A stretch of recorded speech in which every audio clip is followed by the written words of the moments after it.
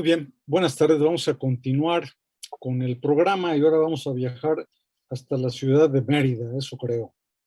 Y para presentar a la maestra en Trabajo Social, Nadia Maldonado Rodríguez.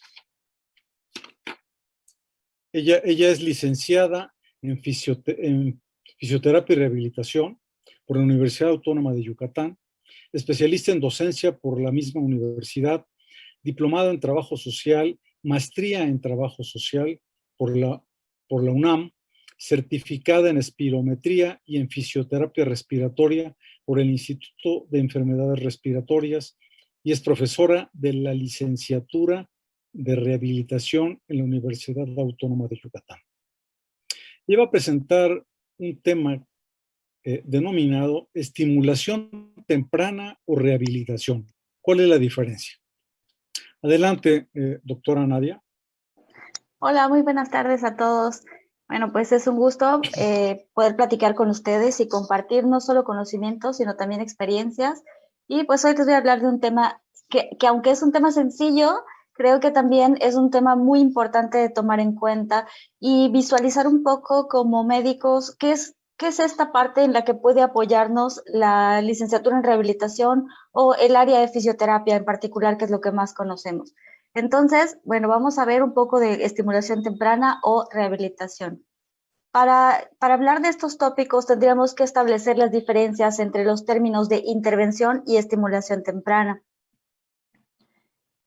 Y bueno, básicamente la estimulación temprana va a hacer referencia a este conjunto de actividades, juegos, ejercicios, masajes y algunas canciones desarrolladas con niños de edades tempranas con la finalidad de potenciar las distintas áreas de su desarrollo humano. Todas estas actividades van dirigidas a niños nacidos en condiciones normales, es decir, sin complicaciones. Y aquí empezamos a desmenuzar estas diferencias entre la estimulación temprana y la intervención temprana, que será más adelante que les explique su vinculación con el área de rehabilitación. También es muy importante conocer el desarrollo evolutivo del niño y generar estrategias de estimulación que potencialicen su desarrollo. De ahí que sea tan importante no minimizar los conceptos. Aunque son distintos, estimulación temprana e intervención temprana, ambos requieren de un conocimiento, ambos requieren de una preparación, sobre todo en el conocer los hitos del desarrollo. Por tanto, ambos deben de ser acompañados de un profesional de la salud que esté capacitado para poder guiar a los padres en ambos sentidos, ¿sí? Entonces, de ahí entonces se generen estrategias que sirvan para estimular y potenciar el desarrollo de sus niños. La estimulación temprana va a constituir una tarea preventiva. Esto es basada en las pautas de evolución del niño y la importancia del contacto afectivo, de tal que la vinculación entre el cuidador primario, ya sea mamá, papá o abuelos, tiene que estar presente en todo momento durante el proceso de estimulación temprana. De ahí que este tema sea tan relevante en el área de la puericultura, pues sabemos que estamos hablando de un área preventiva, educativa y de atención primaria a la salud. Está orientada la estimulación temprana al desarrollo de la evolución, del desarrollo evolutivo del niño, para que propiciemos esta armonía psicofísica durante los primeros años de su vida y poder potenciar sus posteriores etapas. Sin embargo, nos vamos a encontrar con probablemente mucho desconocimiento en la terminología y confundiendo los conceptos. Cuando nosotros estamos realizando estimulación temprana, es cuando hacemos actividades, por ejemplo, para potenciar una capacidad que esta puede ser cognitiva, visual, social o motora. La estimulación temprana va a suele hacerse en los primeros años de vida y esto puede generar confusión porque el término temprano o estimulación temprana, muchos padres a veces lo entienden como que hagan las cosas antes de tiempo. Y entonces ahí vemos por experiencia, a las áreas llegan, a los grupos de estimulación temprana o a la solicitud de estimulación temprana, a las áreas de fisioterapia, con niños, si bien completamente sanos, que lo que quieren los papás o cuando les preguntan sus objetivos es que, pues es que yo quiero que ya camine, ¿no? Es que yo veo que ya se para y está muy fuerte para caminar, sí, pero todavía tiene 7, 8 meses, ¿no?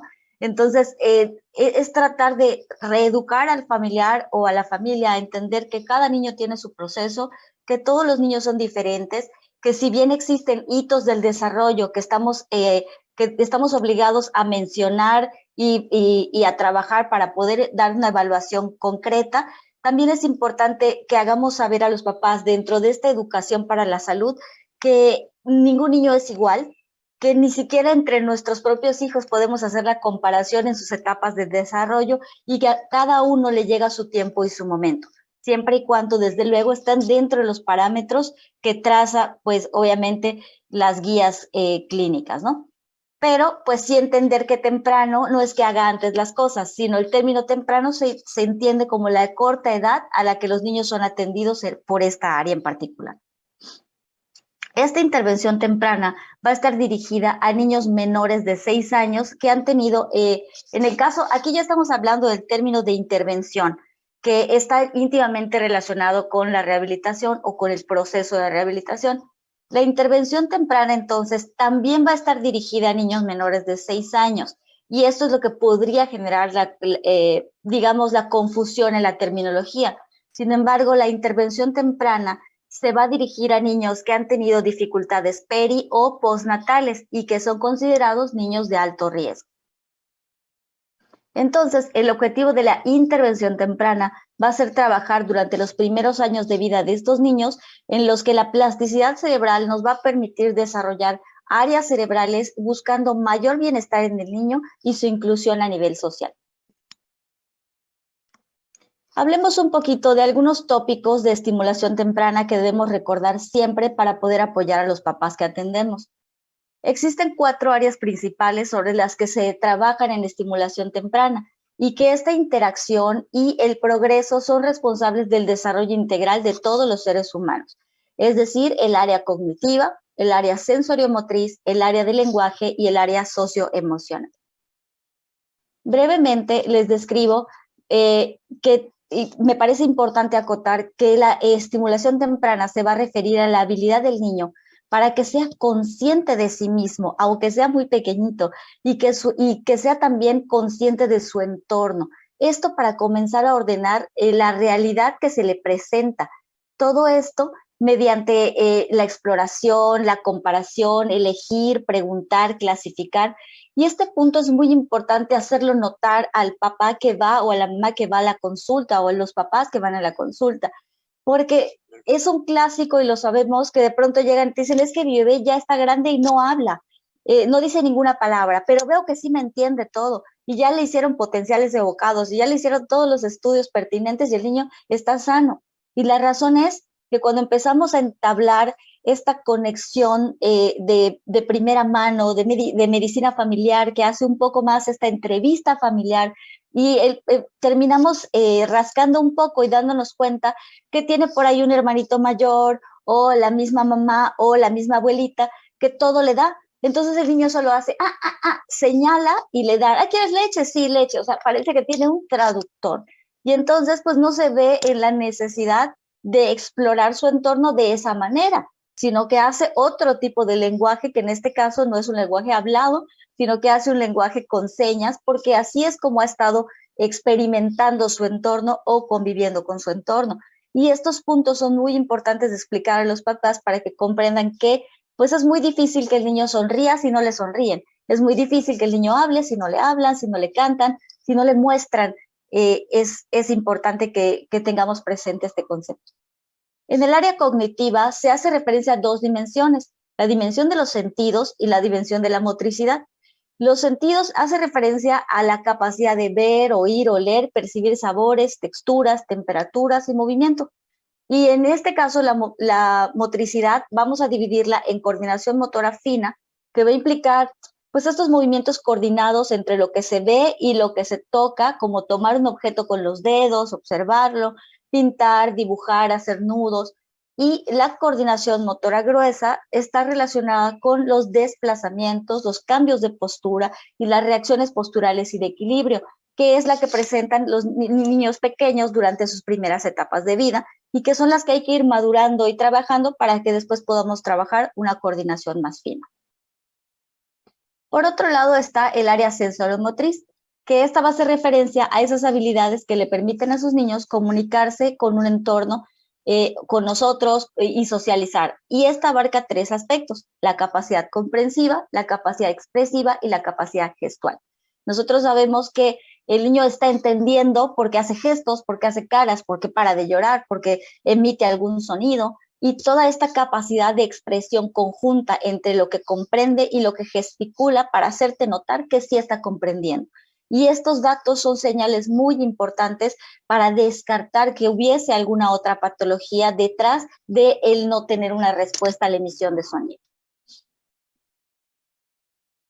También está el área del lenguaje, que corresponde a la habilidad de reconocer y expresar emociones y sentimientos, pero esto a través del lenguaje común que hablemos en nuestra localidad. Y este punto sí es muy importante porque durante muchos años atrás tuvimos la problemática en las áreas rurales en donde se hacían pruebas, por ejemplo, un test de Denver, que eran traducciones inglesas o traducciones americanas, estadounidenses, y entonces el niño no te entendía cuando había algún tipo de concepto que en particular conocían de manera distinta o coloquial en su comunidad, ¿no? Y entonces aparecían con déficits cognitivos o déficit de lenguaje, pero más bien estaba relacionado con la no comprensión de la instrucción.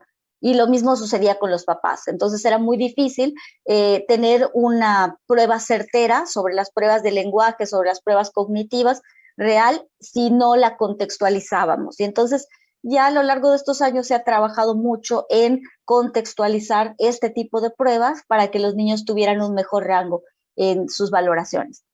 Y por supuesto, el área del lenguaje va a involucrar todas estas experiencias afectivas, de socialización, que permiten al niño sentirse un individuo único, diferente de los demás, pero a la vez querido, seguro, comprendido, capaz de relacionarse con otros bajo ciertas normas comunes, ¿sí? En el lenguaje no solo nos sirve para expresar emociones, sentimientos o necesidades, sino que también permite comunicar todo aquello por lo que el niño está pasando, ¿sí? Ya no solamente hablamos de las formas de comunicación a través de la gesticulación, sino la expresión verbal, escrita o no verbal del niño, y que esto también va a estar relacionado con sus conductas. Aquí les muestro una plantilla que yo suelo utilizar con los papás, que es muy sencilla. Es un test de Denver que está, por supuesto, ya contextualizado y evalúa estas 4 áreas, social, cognitiva, comunicativa y motora. Es una explicación muy sencilla, pero que esta tarjeta quizá puede servirnos para que los papás nos comprendan mucho más fácil cuáles son esos hitos sobre los que tenemos que estar muy pendientes. Hace rato platicaban pues un poco estas señales de alerta, un poco han platicado todo el día sobre los hitos del desarrollo, sobre la importancia de la educación para la salud. Y bueno, esta guía a mí me sirve mucho para platicar con los papás y decirles, siempre preguntan, pero es que, ¿qué debe estar haciendo esta etapa? Ellos no saben que están hablando de hitos del desarrollo, pero en realidad eso es lo que estamos haciendo, ¿no? Y entonces con esta tablita nos permite identificar un poco, orientarnos hacia qué debo esperar en un recién nacido, en un niño de 1 mes, de 3 meses, 4 meses, 6 meses, en fin. Y todos estos están correlacionados con lo que corresponde a las 4 áreas del desarrollo, tanto social como cognitiva, comunicativa y motora. ¿Sí? Y bueno, aquí también algunos esquemas. Claro que el test es mucho más amplio, el test completo de Denver es mucho más amplio. También está el test de Haisea, que también es mucho más amplio. Pero estos son para manejo clínico, para manejo del personal de salud. ¿Sí? Estas fichas se utilizan mucho para que nosotros podamos a nivel gráfico platicar con los papás a un mismo nivel y decirles, bueno, ¿qué está observando de todo esto? E incluso ya hay posts que nos muestran o algunas tarjetas que nos muestran solo imágenes que nos permitan que únicamente con la imagen podamos identificar qué es lo que está viviendo nuestro niño, ¿no? Y ahora hablaremos un poco sobre el área de intervención temprana y sobre el área de rehabilitación. Pero sobre todo me gustaría mucho platicarles a ustedes como médicos y médicas qué es lo que fisioterapia en términos generales puede hacer para apoyarles con los niños que necesiten esta intervención. La rehabilitación pediátrica, como ustedes saben, es esta intervención temprana propiamente, mediante la cual se mantiene este desarrollo psicomotor e integral de los niños que por diversos factores presentan alguna patología, ya sea congénita o adquirida, generando limitaciones en sus actividades funcionales. Esta también se va a encargar de recuperar algunas habilidades psicomotoras perdidas o de potencializarlas para lograr una mejor adaptación a su medio, sobre todo si se tiene retraso en el neurodesarrollo. Normalmente la intervención temprana o la rehabilitación, la fisioterapia pediátrica van dirigidas a niños que presentan alteraciones en su función física, como serían lesiones ortopédicas, alteraciones posturales, lesiones del sistema nervioso, enfermedades congénitas adquiridas y afectaciones del desarrollo psicomotor. Algunos padecimientos atendidos que llegan o que son los que de pronto tenemos este parámetro más amplio son lactantes con riesgo de daño neurológico por factores peri y postnatales, lesiones neuromusculoesqueléticas o musculoesqueléticas a veces como secuelas de fracturas, alteraciones posturales, pie plano, equinovaro, valgo, xenovalgos y a enfermedades congénitas como síndrome de Down, síndrome de West, etcétera, ¿no? Pero así han asomado a las áreas de rehabilitación bebés. Durante muchos años, durante 12 años, trabajé en un área comunitaria, en una unidad comunitaria de salud, en donde yo me encargaba del área de rehabilitación hasta el año pasado, hasta que se presentó el COVID. Y en esta unidad acudían muchos bebés sin diagnóstico médico, porque para la comunidad era muy difícil tener acceso a un pediatra, por ejemplo. Y en el área pues teníamos medicina general y normalmente medicina general notaba, es el primer contacto y por eso es tan importante para nosotros que tengan pues estos conocimientos muy frescos, porque podían hacer la derivación ya sea al área de rehabilitación o específicamente a ortopedia si se sospechaba de algún tipo de luxación congénita de cadera o de algún tipo de síndrome, ¿sí? Que pudieran estar orientados hacia esa área. Pero lo que sucedía curiosamente es que las mamás, como veían que había un grupo de estimulación temprana y un grupo de atención o de bienestar inicial, que era más de atención de fisioterapia pediátrica, entonces se acercaban ahí porque les parecía que eso les sonaba más, ¿no? Y no tenían un diagnóstico. Entonces íbamos a la inversa, ¿no? Recepcionábamos al niño para no perder la captación y de ahí lo derivábamos a medicina y medicina lo derivaba a pediatría o a neuropediatra si era necesario, ¿no? Pero bueno, básicamente este es el esquema o el panorama de lo que podríamos hacer. Y pues la intervención temprana se va a orientar a niños con necesidades educativas especiales también, que pueden presentar desde trastornos motores, trastornos psicomotores, trastornos del lenguaje, trastornos mentales, trastornos madurativos, trastornos de personalidad y discapacidades múltiples. La intervención temprana va a implicar un tratamiento terapéutico. Esta es la diferencia clave. Aquí tenemos que armar un plan de trabajo y para esto necesitamos un diagnóstico y esto lo tiene que hacer, pues dependiendo de la etapa de vida, neonatólogo, pediatra, y no hay que descartar que si estamos hablando, en el caso de estimulación temprana, estamos hablando de intervención o de primer nivel de atención, es fundamental que el médico familiar o que el médico general pueda hacer esa captación y esa derivación para luego tener un diagnóstico concreto, ¿no? Además de ese diagnóstico clínico, también debe emitirse diagnóstico de discapacidad y esto es algo que la licenciatura en rehabilitación ya hace y fisioterapia, pero para esta intervención se requiere la valoración del médico especialista en rehabilitación y por eso yo les hablaba de que intervención temprana es todo el proceso de rehabilitación o implica dentro de la intervención temprana el proceso de rehabilitación y como tal ese proceso implica a todo un stock de personal clínico, médico y paramédico que va a ser fundamental para el desarrollo del niño. Entonces, no solamente es el médico especialista en rehabilitación, sino también un neurólogo, un fisioterapeuta, un terapeuta de lenguaje, psicología, en fin, incluso los profesores, porque es muy importante también atender este punto en intervención temprana, va a haber una necesidad educativa de potenciar a este niño y esto va a ser importante para que se dé ese vínculo entre los profesores y el personal clínico.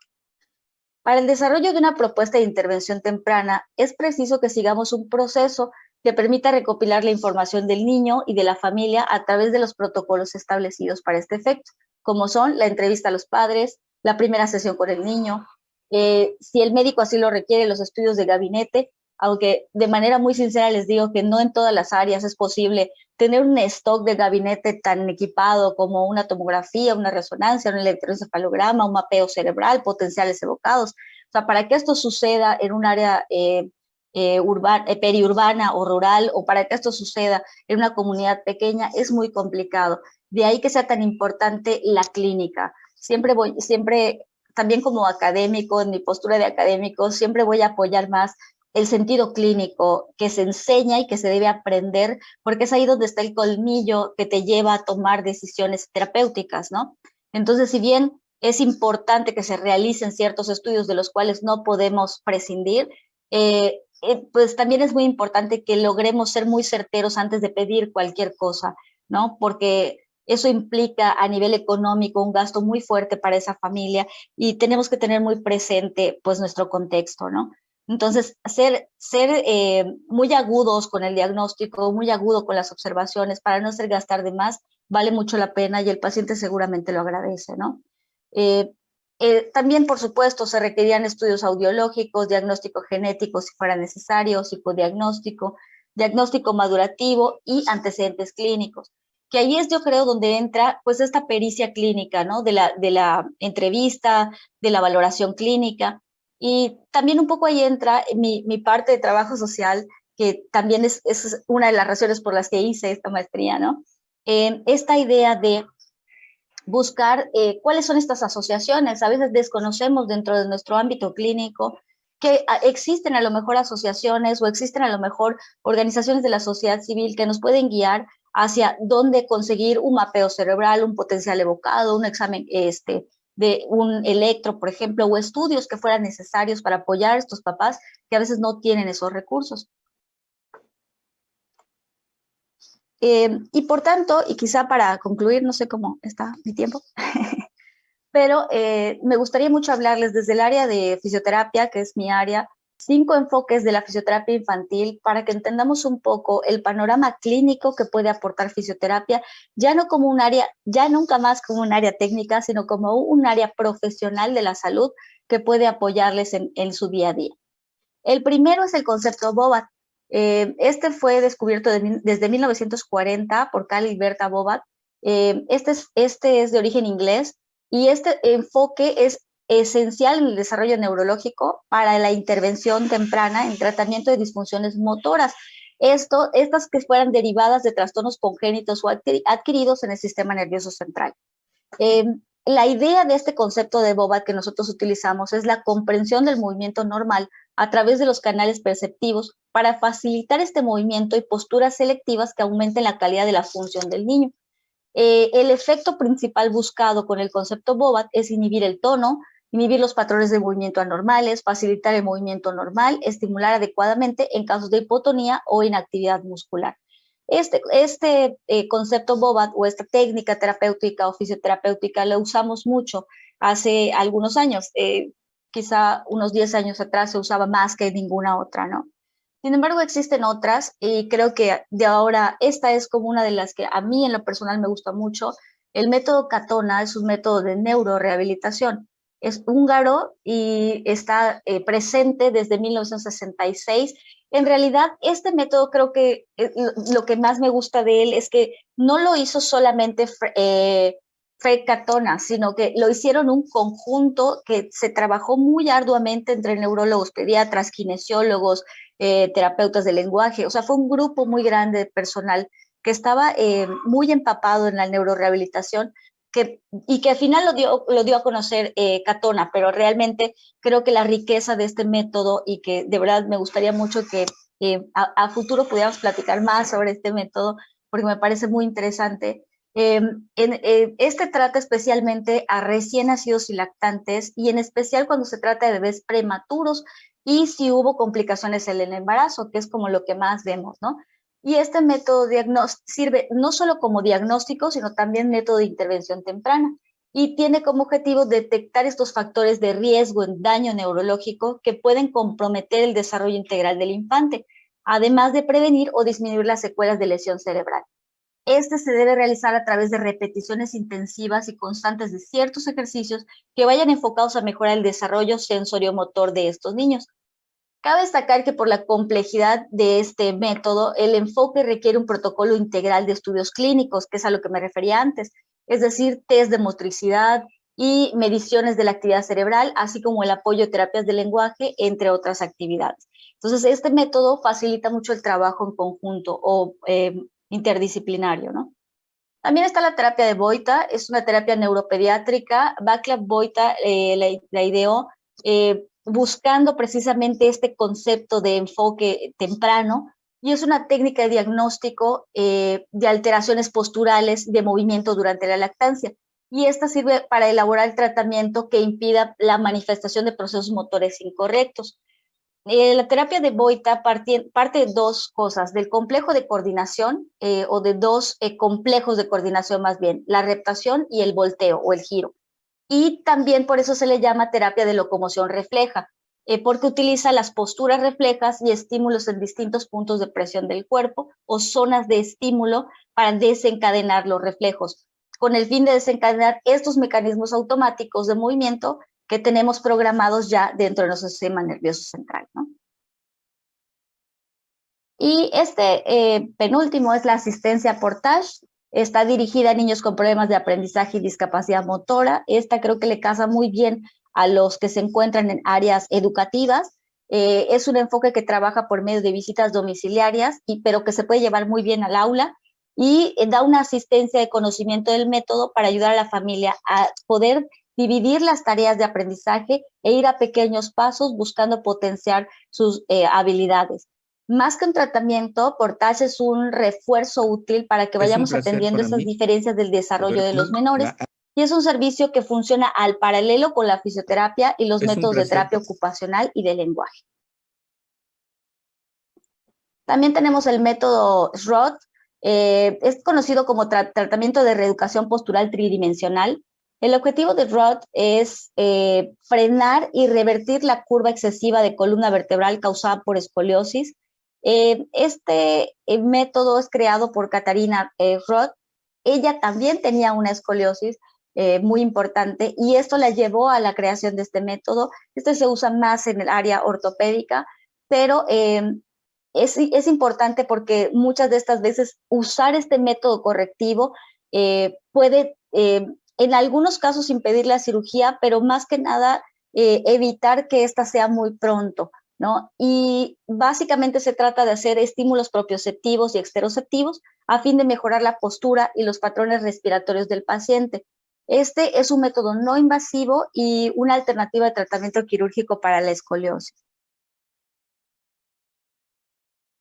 Y bueno, la revisión diagnóstica, más que nadie, ustedes saben que el niño entre 1 y 24 meses es recomendable realizar una revisión diagnóstica cada 3 meses, y para los que se presentan a inicial a mayores de 6 meses, la evaluación pues podemos programarla cada 6 meses.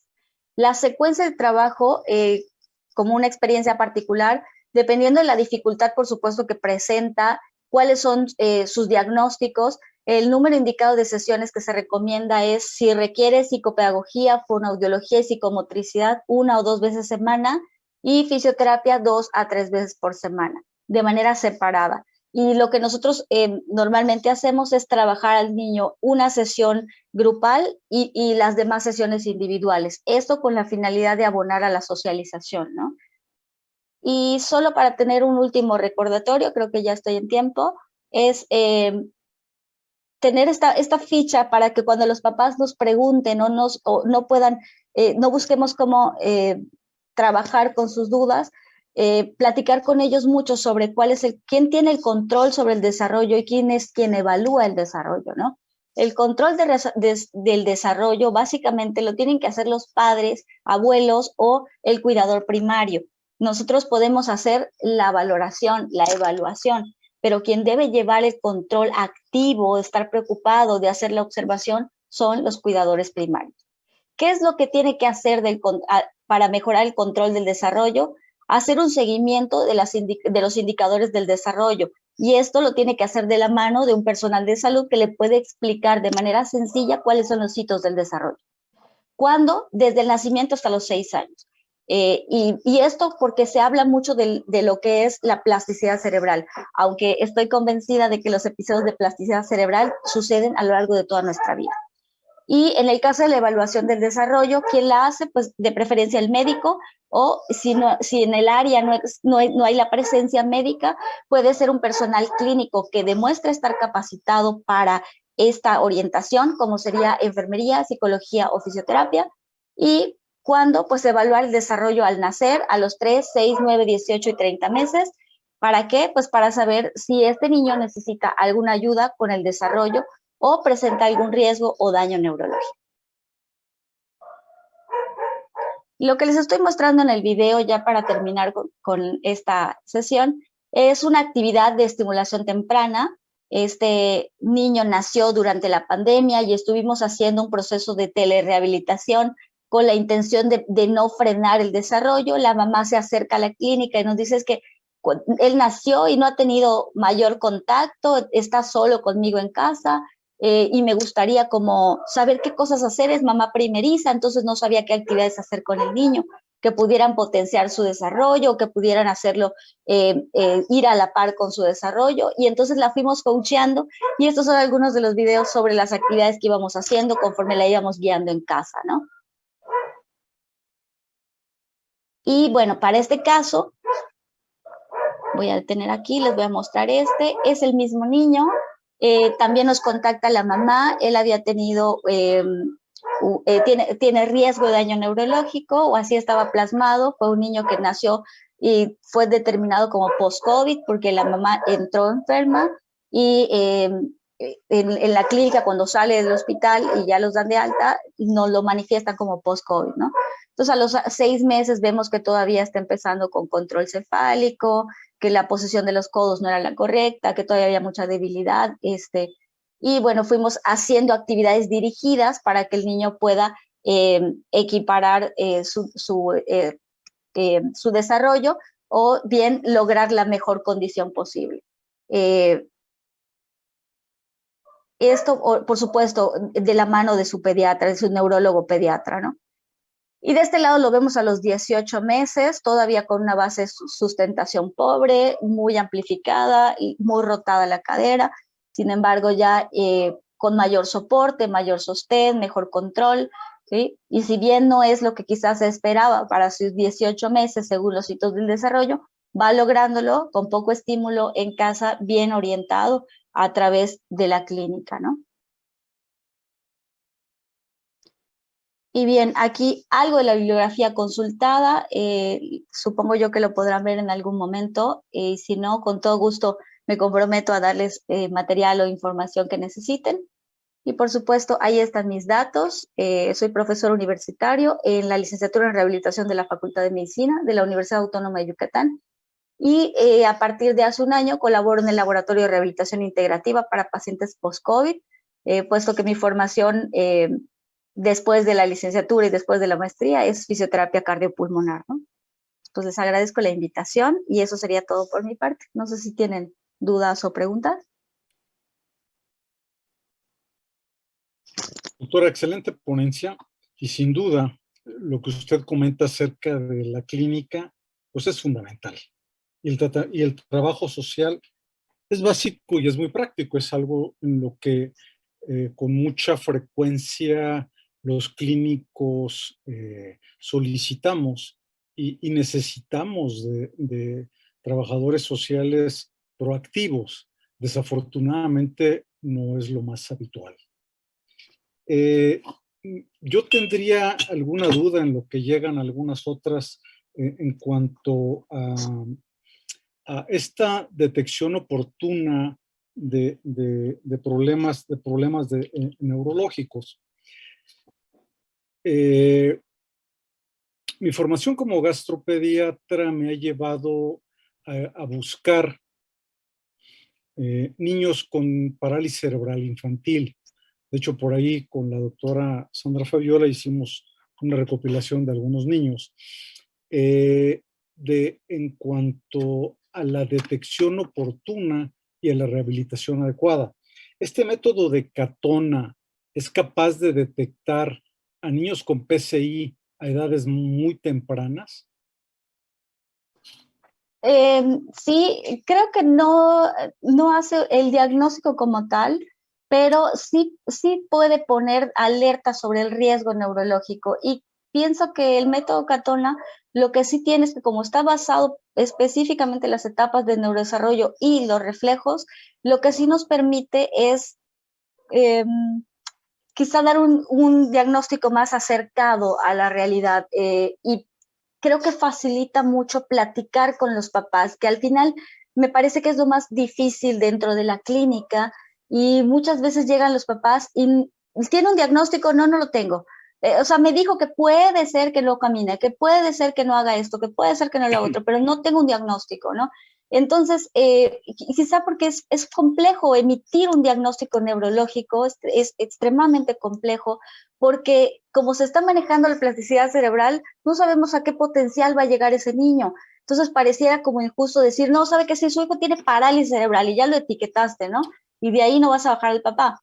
Entonces, lo que sí hace el método Catón es acercarnos más a cambiar el lenguaje y hablar sobre neurodesarrollo, hablar sobre lo que podría, sobre darnos un panorama de lo que podría presentar a nivel neurológico sin tener que etiquetar al niño, pero sí es mucho más asertivo en relación a otros métodos, ¿no? Y lo que sí para nosotros en rehabilitación nos ayuda muchísimo para poder hacer una intervención adecuada sobre qué es lo que realmente necesita el niño a nivel de neuro. Definitivamente es un tema escabroso, pero a lo que yo me refería es a la detección de estos problemas neurológicos para hacer una canalización adecuada, para que el neurólogo se encargue de hacer el diagnóstico, porque todavía hasta hace muy poquito tiempo se decía que había que esperar hasta los 2 años de edad para hacer el diagnóstico de parálisis cerebral infantil, perdiendo un tiempo precioso para iniciar lo que usted justamente decía, una rehabilitación temprana. Es correcto, doctor. Sí, la realidad es que si nosotros aplicamos la tabla de evaluación de Catona, como nos va a dar de manera muy gráfica cuáles son estos reflejos que hay que valorar, y los marcadores son muy precisos, entonces nos permite, basado en esto, poder hacer el envío inmediato. O sea, se sospecha que hay daño neurológico y esto sí puede justificar el envío a neuro a temprana edad. Sí, eso es fundamental, Sí. Sí, fundamental para... es una carrera contra el tiempo definitivamente, hacer una valoración adecuada y la canalización adecuada también. Si no, a mí me pasa mucho que los papás llegan al área de fisioterapia porque ya no quieren seguir peloteados, o sea, porque es privada, porque es una comunitaria, porque está dentro de su contexto, dentro de su área, y como que les da más confianza. Pero la realidad es que nosotros tenemos que explicarles que el niño necesita un diagnóstico, necesita la integración del conjunto, y pues lo que hacemos a través de los departamentos de trabajo social es buscar la manera de que esto sea más ágil, o buscar la manera de que las asociaciones, las organizaciones de la sociedad civil también apoyen a que sea más ágil la forma, la guía diagnóstica, ¿no? Para llegar hasta los puntos necesarios. Sí, sobre todo la labor de trabajo social es justamente, como dice, facilitar o hacer, por decirlo de alguna manera, más económico el manejo del paciente, porque no se pueden hacer todos los estudios a todos los pacientes, sino que hay que fundamentarlos correctamente. Muy bien, Es doctora, correcto. pareciera ser que no hay más preguntas, hay muchísimas felicitaciones, es una Muchas gracias. plática muy ilustrativa, muchísimas gracias. Gracias a todos. Por el contrario, un fuerte abrazo hasta donde se encuentren. Muchas gracias. Muy bien, un abrazo hasta el frío de Yucatán. Cálido, cálido.